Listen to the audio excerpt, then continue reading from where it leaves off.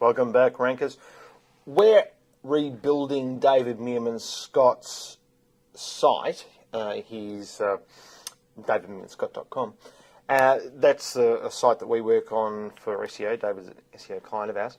And, you know, it ranks really well for things like real-time marketing. And we're working with his design team to rebuild it and bring it up to date, all those sorts of things that you do after several years of having a site that you haven't updated from a design perspective anyway.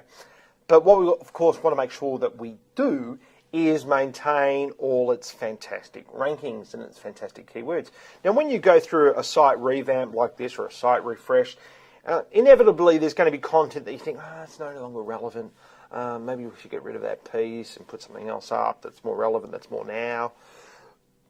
What you need to do before you make any of those sorts of decisions, which is the process we're going through with David now, is have a look at the authority of that content from Google's perspective. And the way that you do that, number one, is look at the backlinks. This is a tool that we use, one of the tools that we use, Majestic SEO, and it shows a number of backlinks. And you can see here, it says for David's site, there's about 4,500 different domains linking to his site. And of that, there's 139,000 actual backlinks.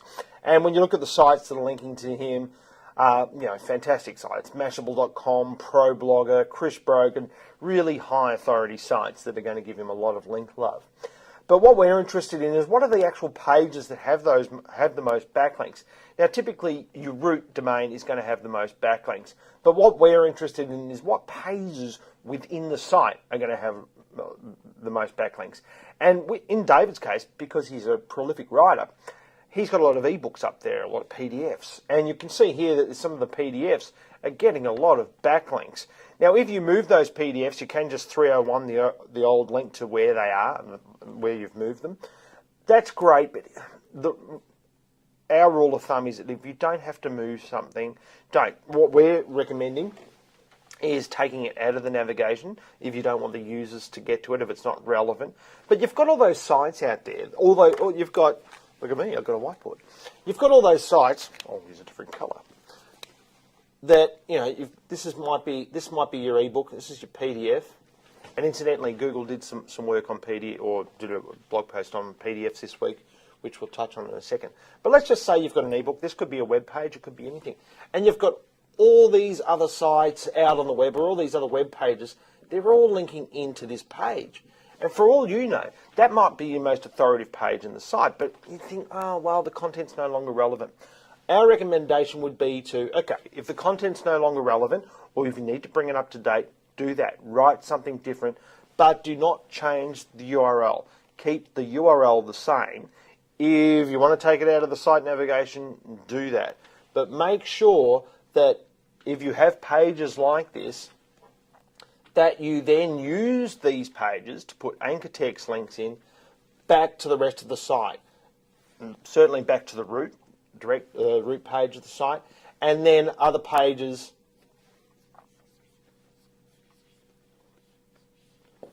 off the root domain. And the reason that you do that is because you've got an authoritative page, so Google's going to come and see that page a lot because it's got all these links out here. And as the Google bot goes in and discovers these things, it will re-crawl that page. And you might think, but the content's like 5 years old. What does it matter? Google bot's already found it. What matters is it may not have found all the backlinks. As the Google bot gets more and more powerful at crawling the web, we see this all the time. We've got a client this week who's web developer, and web developers, don't you love them, who had put a whole duplicate site of our client up on the web and as a staging thing. Now, this is a typical thing that web developers will do. They'll stage a site. You would hope that most web developers will block the bot from actually going and finding those sites. In this case, it didn't happen. Now, we didn't know, and the client didn't know, that this site was out in a live environment and had been there probably for a couple of years.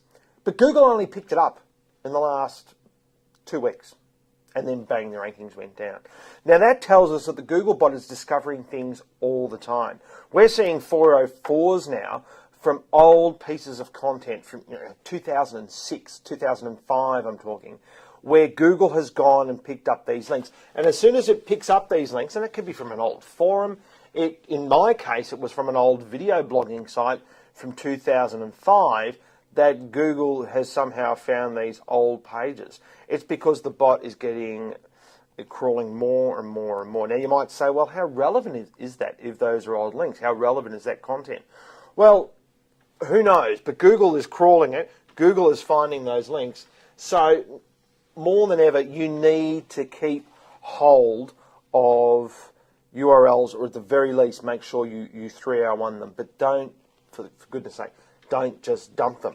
And on the subject of PDFs, one of the things that's interesting in the Google blog post this week is that it says, sometimes if it can't determine the title of a PDF, it will make it up based on what these other sites or how these other sites are linking to it. So it makes good sense for you to take control of that yourself and make sure you're using a tool like Adobe Acrobat or any of these other PDF creation tools to put the metadata in your PDFs. And we used to say, years ago, well, why would you do a PDF if you could just do a web page? The reason you would do a PDF is because you want people to be able to download it, email it, those sorts of things, move it about the web. And it can carry authority, especially if it's a technical document. A lot of businesses out there who may, be selling specific products of a technical nature, they might have a tech spec sheet or something like that. Take those spec sheets and put your own backlinks in them, and also change the title of them if you're allowed to, of course. If you get permission from the owner of the tech sheet, or it is indeed your tech sheet. But this is a PDF that I created years ago, and you can see here down the bottom that we've got a bunch of links in here, and that's because if this, not only because it sits on our site, but this particular PDF was sitting on a different site altogether. It was sitting on a City of Melbourne website. And I want those backlinks. So if you're a member of a local council group and you're allowed to put a spec sheet up about yourself or a PDF up about yourself in your local area, make sure you have backlinks to your site in it. And for what Google's talking about this week with your metadata, with your sheets here, is that, let's get that right, is that, make sure you put a title in here, put, your author in here, probably put some keywords in there. How valuable that is debatable because, Google sees right through people doing keyword stuffing on these sorts of things.